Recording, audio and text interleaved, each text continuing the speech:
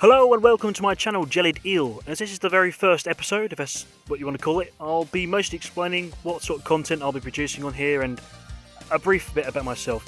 Not that anyone really cares from a channel that has zero interactions at this point in time, but obviously I have to try and start from somewhere.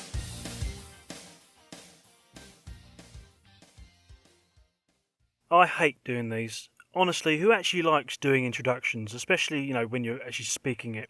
I suppose theoretically, given that no one even knows that this channel exists, it should be the easiest to make. Although I doubt few will actually ever listen to it, which I suppose is a bit of a saving grace, if you, depending on how it all turns out. So I reckon there's probably some foreigner out there on the interwebs wondering what the fuck a jellied eel is. So I suppose I better start with an explanation of what a jellied eel is. Jellied eels are, or at least were, a regional delicacy, if that's what you want to call them, from the East End of London and parts of Essex, particularly along the Thames estuary.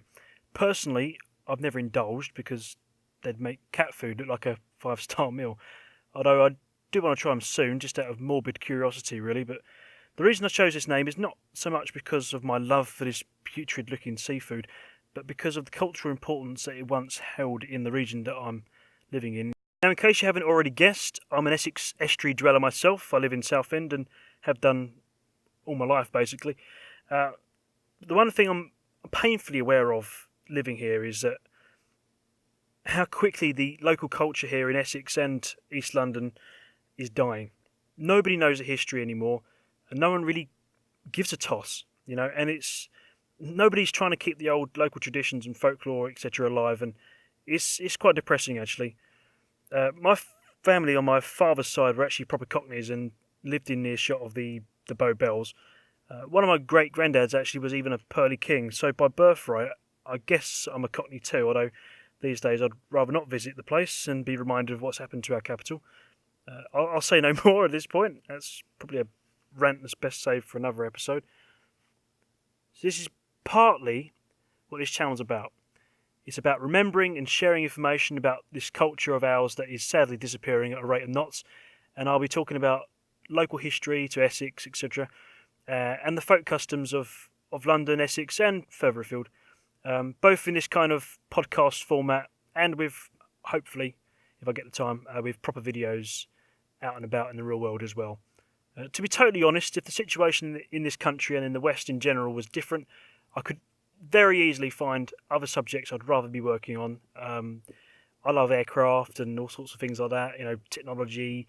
But if I look around me, majority of the folk below the age of, say, 50, you can just see this glazed look over 99% of them. And you can tell, without people who are semi-clued up on the history and what our culture actually really was before it all became yuppie fucking multicultural dross, that our culture and even the memory of our culture is not going to survive the 21st century. I know that's sad, but I think that's the truth. No hero's going to come along and sort this mess out, so those of us with any interest or knowledge have kind of got to hold the line as best we can and keep the embers going. But that's one part of this channel. I'll also be covering history in general in a broad sense, particularly sort of British prehistory and the Anglo-Saxon period. I'd also like to do this lands pre-Christian